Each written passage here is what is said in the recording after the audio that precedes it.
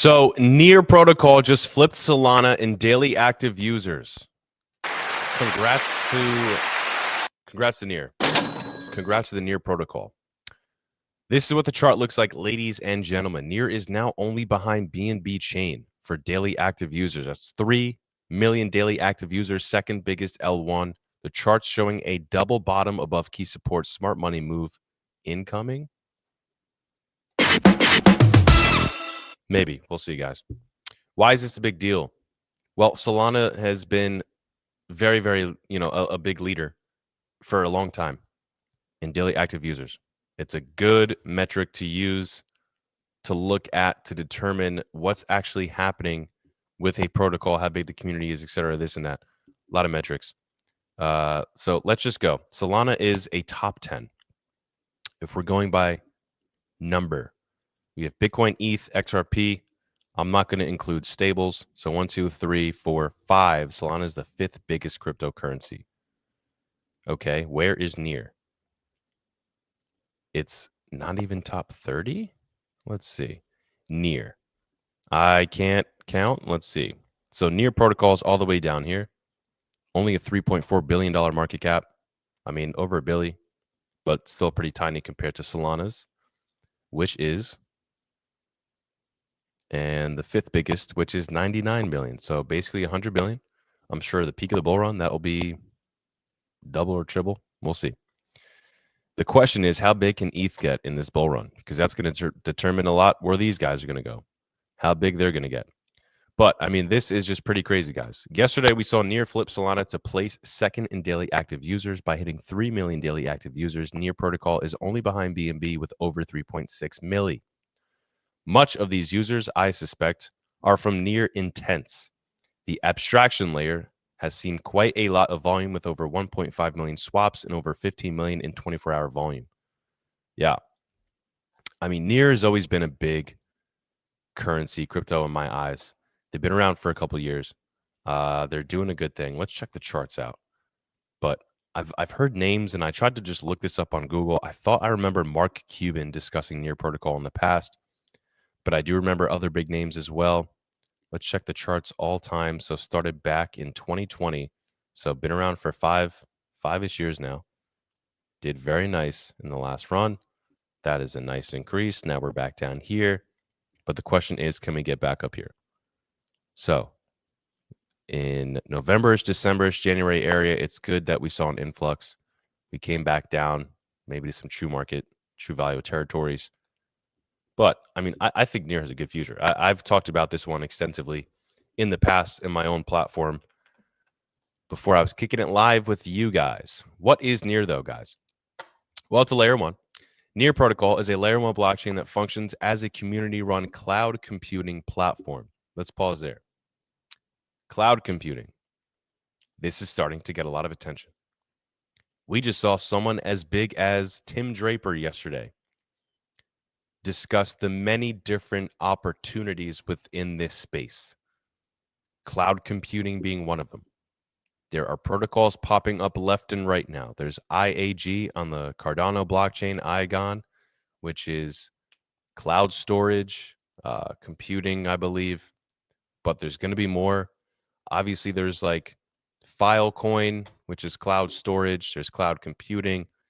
There's many of different things. There's so many different types of protocols. Like I was just saying the last live, guys, if you're with me on the last live, there's endless ideas. But who can put together an actual competent team of leaders, developers who are going to get shit done? That's the real question. Anything could be a good idea on paper, but it is so hard to execute and bring things to reality sometimes. Let's keep going. Near aims to address challenges such as low transaction speeds, low throughput, and limited interoperability that have been a hurdle for other blockchains. Near Protocol provides a conducive environment for decentralized applications and aims to create a platform that is both developer and user-friendly. Yeah, I mean, that sounds, anybody wants to do these things. For instance, Flux, a protocol that enables developers to create markets based on assets, commodities, and real-world events, and Mintbase, a platform for minting NFTs.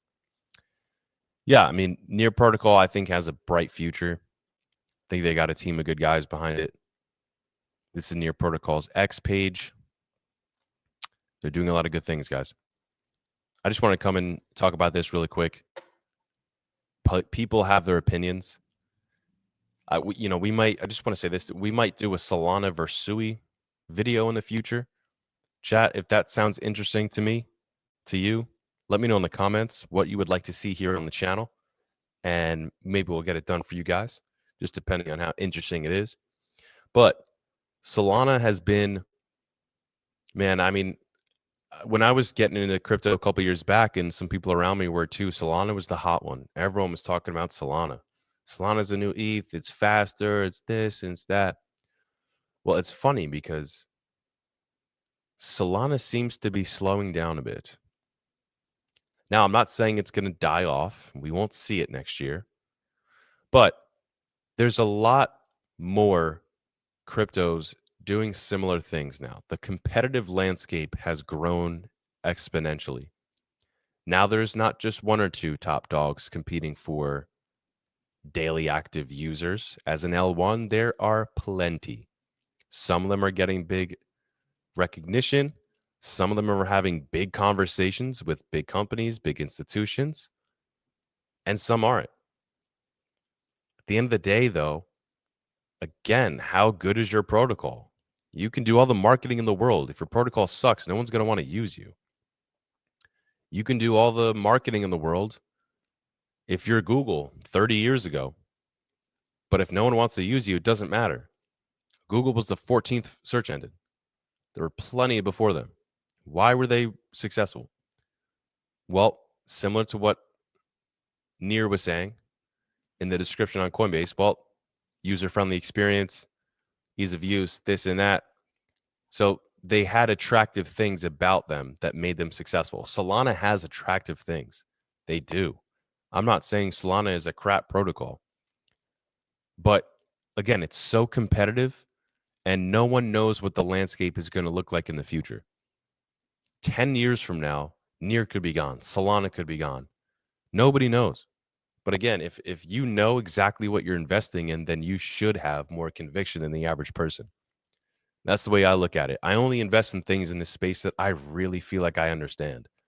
There's a lot of stuff that sounds really sick to me, and I'm like, damn, that's going to take off. And then I come and check the coin 9 months later, it's doing nothing because it's not even a good protocol. The idea was cool, not carried out well. That's the biggest thing in the space for me. So Near flipping Solana, something very interesting to keep your eye on. Is this more indicative of Near being successful here late, or is it more indicative of Solana slowing down?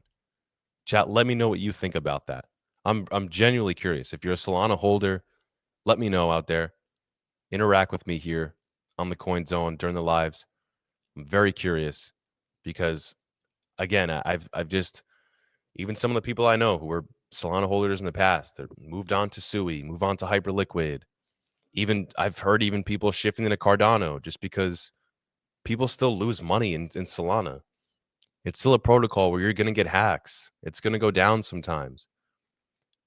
Again, I'm not picking on it, but like these are things that make people in this space. If you're not just some uneducated person, if you're in crypto, there's certain things that you're going to be attracted to. If you're, if you move money around on a daily basis, it doesn't matter. There's attractions that certain blockchains offer over others.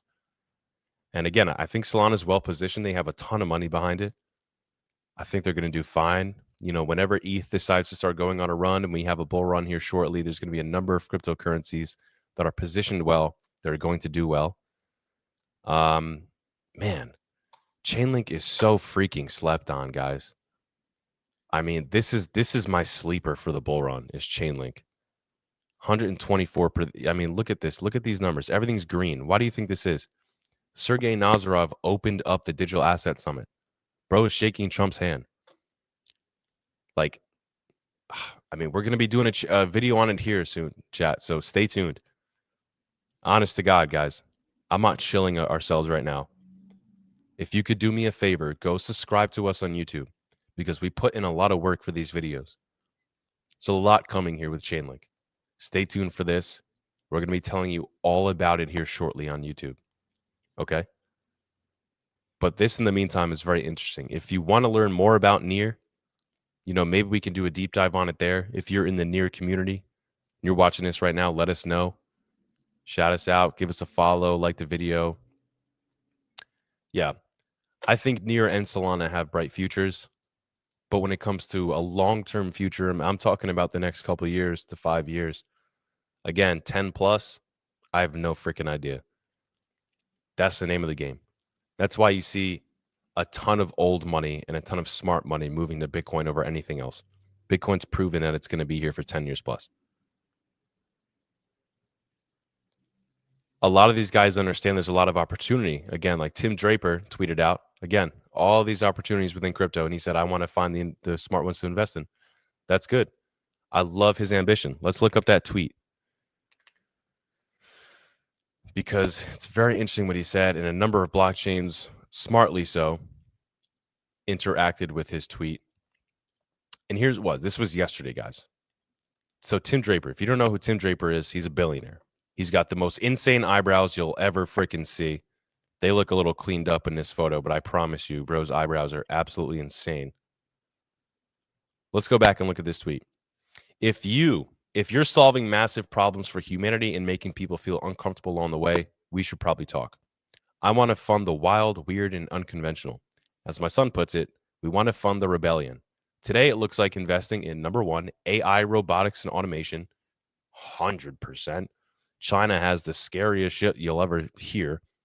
Dark factories. There's dark factories in China, guys. What does that mean? Completely automated AI and robots operating in a pitch black factory because they don't need eyes. Everything, I guess, is like a freaking Tesla car or a Waymo. It's LiDAR or cameras, whatever the hell that they're doing. That's how they operate. They don't need lights. You save a ton of money by having no lights on. Insane.